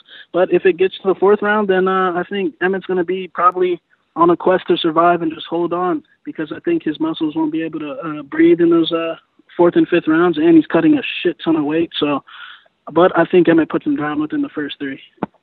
Yeah, I could totally see that, man, because Emmett's a little powerhouse. Every time I talk about his fights, I say the same thing. He's the kind of guy, you hit him with your hardest shot, you're going to break your hand on his forehead. He's one of those guys, but now his power is really translating at 145 pounds. I know he missed weight for his last fight, but I don't consider it a Tractor Prezera situation or a Alex Cowboy situation where they cheated and missed weight by 5-6 pounds to get an advantage. I think Emmett tried to kill himself to make weight, and he simply missed. It was short notice. It was what it was. But here, I expect him to come in here, make weight, and the first 3 rounds of this fight, like you mentioned, they're going to be super interesting because I do think Emmett has, the capability and the potential to hand out Jeremy Stevens a canvas snap. But at the same time, man, those later rounds, man, when he starts to slow down, we know Jeremy Stevens has that full experience of going the 5-round distance. We saw that Cub Swanson fight. And also in many of his 3-round fights, he always goes all 3. So Jeremy's cardio is not an issue here. But at the same time, I don't think it's going to be a Jeremy Stevens KO because when we talk about Jeremy Stevens winning by KO, that only happens once every 2 years. And he just got his knockout win out the way. Before it was Bermudez, then he took 2 years off from knocking people out. Now he just knocked out Duo. So it's going to be about another 2 years until Jeremy knocks someone out again. You know what I'm saying? If history repeats itself. But that being said, I think that Jeremy, if he somehow weathers this storm in the first 3 rounds, I think he can come back and, get a 48-47 decision here, but it's going to be a super, super tough fight. The experience of Jeremy is a big thing here, man, because like you said, he's been in there with everyone. He's been in there with Frankie Edgar, fucking Max Holloway. The only person he hasn't been in there with is Jose Aldo, and Josh Emmett ain't been in there with him either. Interestingly enough, it's interesting we never saw Ricardo Lamas versus Jeremy Stevens. That would have been a good fight. That's one that somehow... It's funny because Jeremy actually got offered that fight. He was the one that was supposed to step in, but allegedly he said he couldn't do it. So, interesting. I wonder why. But yeah, exactly. Emmett, he proved he's a top 5 guy by beating the number 5 guy on planet Earth. It is what it is. But now, he's taking on Jeremy Stevens. Another thing is, Emmett. I mean, I almost feel like he's in the same spot, going into the Lamas fight as he is in this one, because let's not forget he missed weight. He had a deduction of his money, taken away. If he would have made weight, he would have got $50K. He would have changed his life. He would have probably, been blowing that money. But he's still broke, bro. He still ain't got shit. He's still a early level UFC fighter in terms of the money he has that he's made. And I mean, he's still looking at Jeremy Stephens like a steak, like, I got everything to gain out of this guy. Yeah, 100%. So again, it comes down to the first, 2 to 3 rounds of the fight. If he can get Jeremy Stephens out of there, if he can swing a big left hook, and he's got good setups too. One thing I like about him is he switches stances and, he mixes things up. He's got that alpha male style. He's kind of like a better version of Chad Mendes. So, he could trick Jeremy up because we know the blueprint's been out there for years on how to beat Jeremy, but at the same time, these last couple guys to beat him, like Moicano and Holloway, they're tall volume strikers, and fucking Emmett's a short power puncher. There's a big difference there. That's why I think Emmett's got to get it done early, man, because I think Jeremy can take over in those later rounds. And when Jeremy starts to turn up, man, Jeremy really turns up, man. And Jeremy hurts some very experienced guys. So, in my opinion, it's a tough fight to call. I do kind of think it's dog or pass, though, because I ain't trying to lay down a minus 160 on a guy like Jeremy, who loses half the fights he's in, man. Even though I respect the guy a lot, he's been in the UFC forever, he's fought everyone, but the facts are facts, he's basically a 500 fighter. So I'm gonna, oh man, but I kind of lean towards Jeremy in the later rounds, and when I'm picking fights, I want to pick the guy who I think would win if it went the full distance, and that is Jeremy Stephens. So I'm gonna go with him reluctantly, but this might be a live betting situation, you know what I mean? You might want to start off with Emmett at that plus money, and then if, he might come out hard, and if he starts to fade, you live bet Stephens in between rounds. But I'm going to go with Stephens by decision here. Now, before we hit up Kyle Marley for the Big Marley Minute, you want to run this promo, man? I mean, yeah, man. This weekend's going to be a solid weekend for us. We probably got 2 or 3 plays. I think they're all going to win, and moving forward, I mean, next week's going to be a big week. Possibly 2 max bets on the line next week in Las Vegas, and things are just going to be good. We got that win last week. Now we start tasting more. Sign up today. You're dealing with people that are dedicated to this 100%. That do this 24/7. Look, my clients, they get a week advance notice. I tell them, after the Austin event, what we're looking for the next week, so you can already go ahead and know what you're going to play when that line comes out, because we know a lot of guys miss the good opening lines. By the time they get the line's already steamed. But when you got a guy that's telling you what to play before in advance, now you're prepared. So when that line comes out, you already know what to do. So you don't have to do any tape study. And by the time you finish with the tape study, the line's already steamed. All that's being done, and we get the job done. If you're a real serious bettor, then you know that one event ain't shit. You know that 1 month ain't shit. You know that it's all about how do you perform each year, year in and year out. And there's no one better in the game than Daniel Levi and Shaq at Best Fight Picks. 3-year track record, never had a losing year, and 2018 is not going to be the exception. This will not be our first losing year, my man. In fact, I expect it to be our best winning year, because with every year you do playing this game, there's going to be ups and downs. There's going to be that moment where you go through, that cold, that skid, that dry patch, and it happens. It can happen at the end of the year. It can happen at the beginning of the year. But if you're a real, true player in this game, you get past that. You don't let that bother you, because you know your path, you know your strategy, you know what you're trying to accomplish long term, and that's exactly what we're trying to do, is win long term. That's what we've done for the last 3 years, and that's what's going to happen this year as well. And now we're about to get on a streak starting this Saturday at UFC Orlando. It's going to be our second winning event in a row, and things are just going to heat up from here. So you sign up at bestfightpicks.com, go to maxbetseason.com, hit up that VIP package. Make sure you let us know that you heard this promo here on the podcast so we can hook you up with a discount. And like I said, there's a lot of new things going on, with the odds makers these days. And I mean, just expect a lot of gifts. And I mean, if you don't catch them in time, you know what I'm saying? Look, for example, this past weekend, we were going to have a play on my boy, the Quebec kid, Olivier Mercier. I asked any of my clients, I told them days out in advance, look, I think possibly OAM gets disrespected on the opener because, his last fight. But make no mistake about it, he was going to butcher that little fatty Gilbert Burns. And, they opened at minus 105, which was a gift in my opinion. And, my clients knew to hammer that right away. Yeah, it's funny. It's too bad that fight's not happening. But just to give you an example of what this VIP service does, we got that line at minus 105, and we hammered it all the way to minus 230. You understand what I'm saying here, Shaq? That's why you got to know these things in advance, because how pissed off would you be as a client. If we gave out a minus 105 play, then all of a sudden it's minus 230, you can't bet it. Whereas with us, with our VIP service, we let you know in advance. You see that minus 105, you hammer it right away too. Exactly. So, like, in comparison to some, other services where the line's already out and you're not getting the plays for the day before and it's already steamed and it's minus 300 or minus, whatever it is, why not, a week out before the card even starts, like, look, this is a spot where I iron. So, like, when that line does come out, you already know. You don't have to ask any questions. You don't have to wait for an email. When this line comes out, play it because we're prepared, and we're always prepared. If you're following someone and they don't have an extensive track record, then you shouldn't be following them at all because anyone can go on a 1 month run. Anyone can go on a 1 week run. Anyone can go on a 2 month run, but not everyone can go on a 3+ year run. And another thing with all these, like, if you honestly, look at some of these Capper Tech profiles and Bet MMA tips profiles, and you honestly think these guys are playing 11 units per play, like, come on, guys, like, we can't be falling for shit like that. That's not real betting. That's not real money. You know what I'm saying? We're not frauds here. We bet real money with our money, and we try to manage it the best way we can and help out our clients that way. It's funny because now that we launched the service, you got you got some weirdos out there. You got these guys living on our Instagram feeds. You got these guys living on our Twitter, living on our YouTube feeds. We appreciate the attention, but man, you guys gotta get your shit together. You know what I'm saying, Shaq?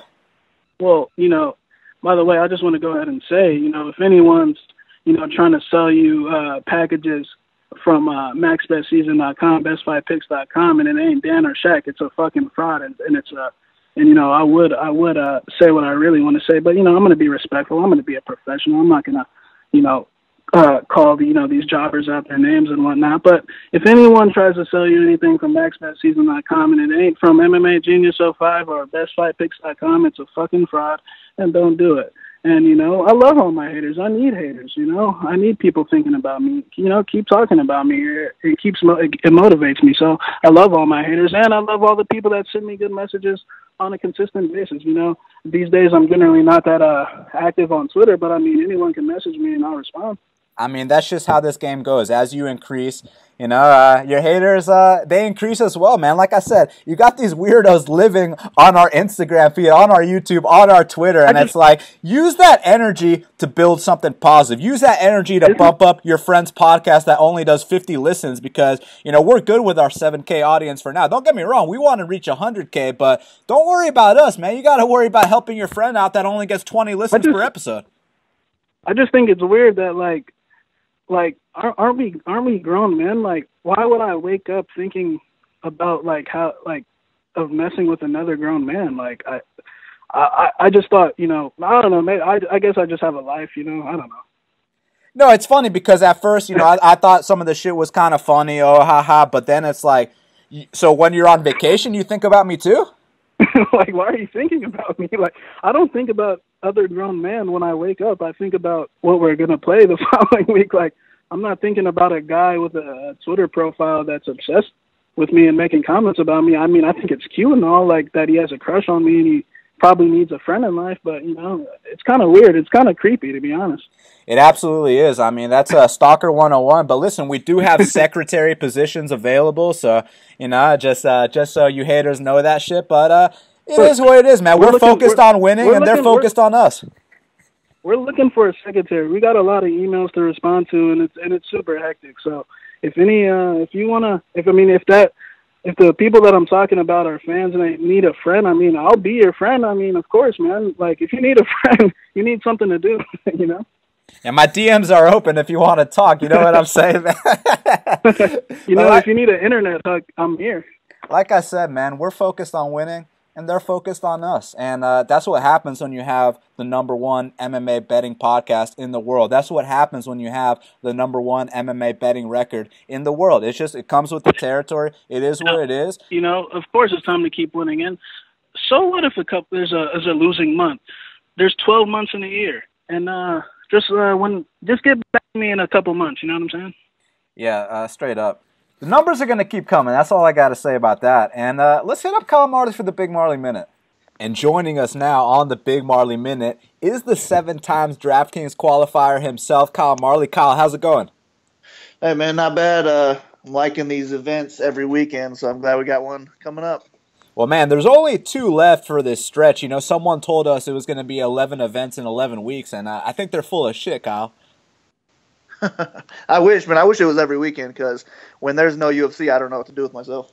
I know, right? Especially with no football at the same time. I mean, what exactly are we supposed to do between March 17th and April 7th? It's just going to be brutal. I have no idea. Well, that means we better win this event and the next. And, you know, right off the bat, man, I can see Mike Perry is probably the most expensive fighter this week. And for good reason, because, you know, 100% of his wins are by KO. So if he wins this fight, he's most likely covering that $9,400 salary cap. And I assume he's going to, man. What do you think? Yeah, I mean, I would say he probably does, too. If he gets the W, I think this is going to be a firefight, and he's probably going to win with a knockout. So I think even if it's a late knockout, he's probably going to put up enough strikes and knockdowns to where he's going to put up over 100 with a win. So I like him quite a bit. My only problem is I do think it's going to be a war, so maybe he gets clipped and dropped in the first round. If he gets knocked out in the first round, you're going to need some Griffin on your team. So I might have a lineup or two with Griffin, but Perry's definitely the pick here, and I think he can pay off the value. The problem is he's the highest priced guy on the card, so he's pretty much got to score the most on the card, but it's not out of reach. Now, if you have Griffin on your lineup, I mean, is it going to be a sneaky play like Diego Ferreira last week where it's, you know, 6,800, 6,900 and goes out there and surpasses that salary cap by a mile? Yeah, I mean, it could be because it could be a late first-round knockout where they're both just swinging, and he's already got 30 significant strikes and 2 drops. So he could outscore everybody as the cheapest guy on the card. I just don't think it's very likely. But I can't fade him completely for that reason. So, yeah, if he pulls off a CDF, then you're going to need him for sure.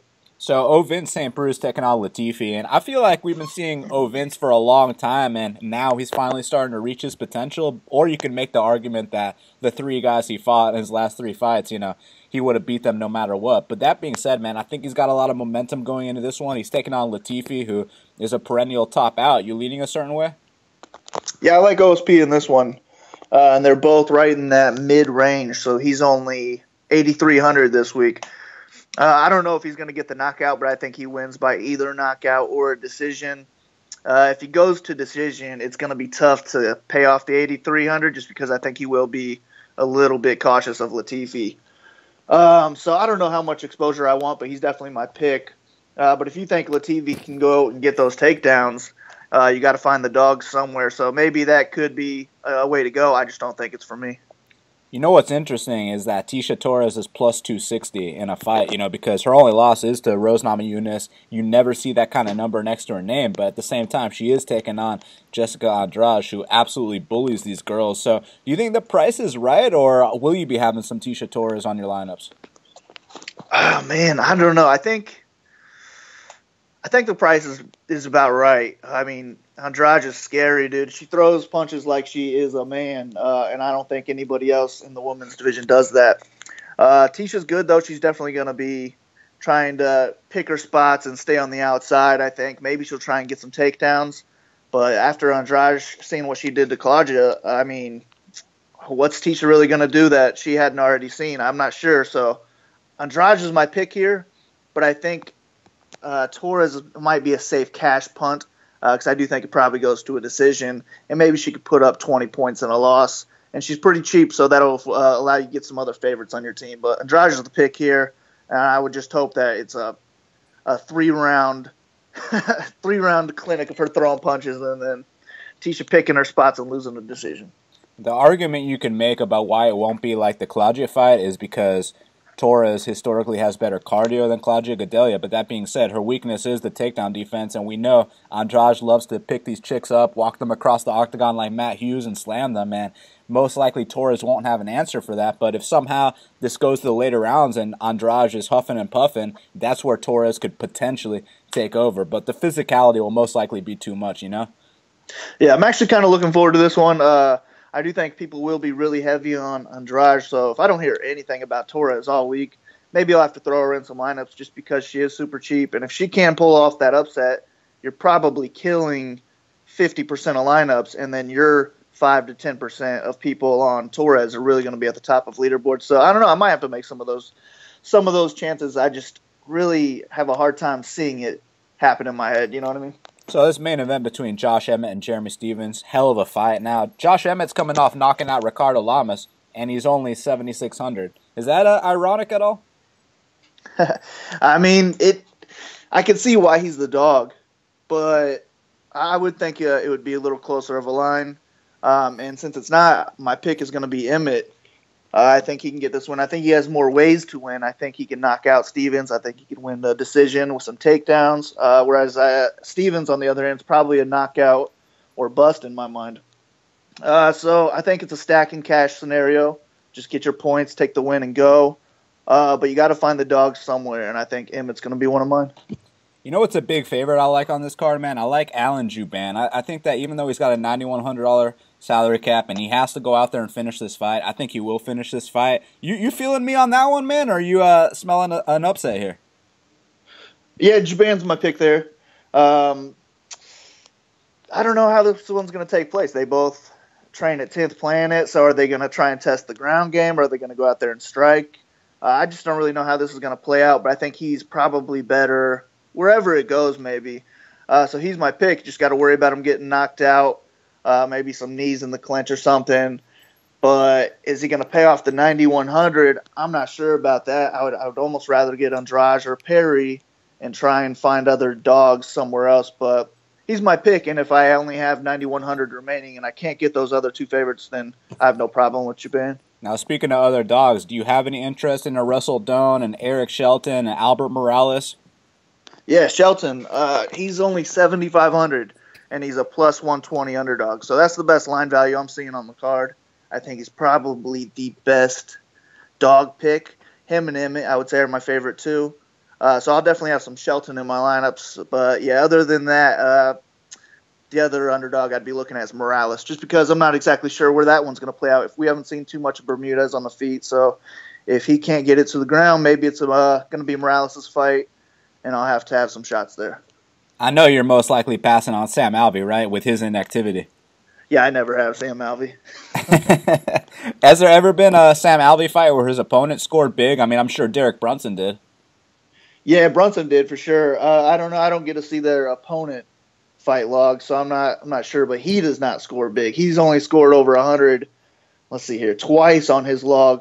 123 against Casey, but that was just a one-sided fight, and then 104 against Dan Kelly. So, I mean, he's not going against those guys this weekend. So I'm gonna go ahead and full fade him like I usually do. Now I heard you had a bet on the chick fight. You care to share? The chick fight. We got 3 of them on this card, unfortunately, but yeah. I like, what's her name, Moroz. Just as a bet, I don't know about as much on DraftKings because she's 8,000, Hill's 8,200. Not a big gap there, but I took her at plus 140 last night, so I think Moroz has a good chance to win this if you are searching for dogs. If you have the money to pay, I guess, on DraftKings at 8,000, maybe you can go ahead and throw her in there because I do think she wins this. You know, yeah, plus 140 is too good to pass up. You know Angela Hill's a very popular pick on Twitter, right? Is she good? That's good to hear. I don't really see her being popular on DraftKings, but I would like it if she was. Well, Kyle, thank you for helping us out with our lineups and a free underdog play. That's why you are the DraftKings guy for Half the Battle. The fans can follow you at Big Marley 3. Kyle, any message for them before we talk next week? I got head-to-heads posted. Come see me. Yes, sir. Make sure you challenge this man. But if you come at the king, you best not miss. And once again, that's why Kyle Marley represents Half the Battle. That's why he gives out the DraftKings advice. That's why he is the 7 times DraftKings qualifier. And that's why he's on Half the Battle. Exactly, man. Kyle Marley is the DraftKings GOAT. You know, he is the 3-time world champion in DraftKings. And, you know, if you're looking for those DraftKings plays, he's the man. You got the 2 best handicappers and you got the best DraftKings guy. 100%. And that's why we have the #1 podcast in MMA betting. But now we got to talk about the fight to watch and the fighter to watch. So, Shaq, what is the fight to watch for UFC Orlando? You know, my fight to watch is going to be Brian Kelleher versus Renan Barao. I mean, this is a super pivotal spot for both guys. I mean, Renan, I don't think he's going to get cut if he loses just because, he is the former champion and the former pound-for-pound #1.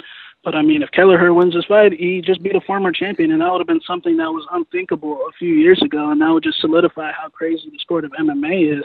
And, I mean, if Renan can get this win, hey, he's back on track. He would have done something that, he hasn't done since 2014 or 15, which is win a fight at bantamweight. So that would be super important for Renan's confidence level if he could get the win, and he needs this win. And if Kelleher wins this fight and gets another performance bonuses, that would be 3 out of 4. And I mean, he would have had a serious resume at that point.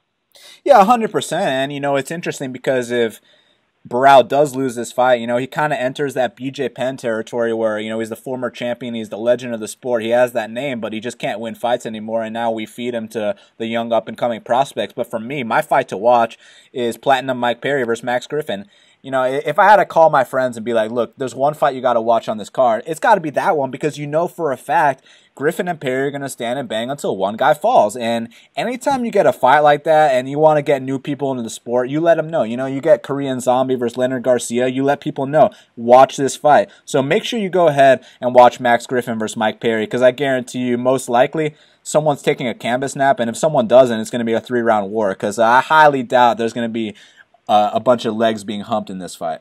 Now, Shaq, who is your fighter to watch for UFC Orlando? My fighter to watch is going to be OSP, man. Light heavyweight, we always know is very weak. And, I mean, if he can get this win, I've always had this idea in my mind ever since I heard a guy was possibly moving up to 205. Luke Rockhold. I mean, if OSP can get this win, I'd love to see him welcome Luke Rockhold up to 205, you know what I'm saying? And, I mean, at 205, you're never really that far out of title contention. So OSP needs this win. And, I mean, that would have been 4 impressive wins in a row to almost losing 4 in a row. So, I mean, that would be a serious turnaround, and he attributes it to just training harder. Man, OSP versus Rockhold would be a hell of a fight. So, let's see if Vince can get this win. But for me, my fighter to watch is Alan Jouban, man. I mean, look, when this guy's on point, he's knocking dudes out left and right. And I feel like he's hungry here. I feel like he's got a point to prove. He said whether it's a walk-off left hand, whether it's a showtime kick, a cartwheel kick, he's looking for that knockout. He wants to put Ben Saunders out, and he wants to show that he's on the cusp of that top 15. And the only way to prove that is to not just go out there and win, Shaq, but to go out there and emphatically finish the veteran Ben Saunders. And I think that's exactly what Alan Jouban's going to do here. So for that reason, Alan Jouban is my fighter to watch. Well, Shaq, we did it. It's going down this Saturday, UFC Orlando. It's an earlier card, so make sure you don't miss the first couple fights. They can follow you at MMA Genius 05. They can follow me at Best Fight Picks. Our Instagram account, Best Fight Picks Official. Make sure you subscribe to Half the Battle on iTunes, SoundCloud, YouTube, and Stitcher. Hook up those 5-star reviews on iTunes, and if you take a screenshot of that 5-star review you gave us, we'll give you a free bet. Shaq, any message for them before we talk next week? Thanks for all the support I get on Instagram with the good messages. To all my haters, I like you too. Keep it coming. And good luck to everyone out there this weekend. I hope everyone gets a job done. Absolutely. Thank you to everyone for the support. We absolutely appreciate it. And to all the haters, thank you for being invested. Thank you for caring about what Shaq and I do. So until the next time, let's cash these bets.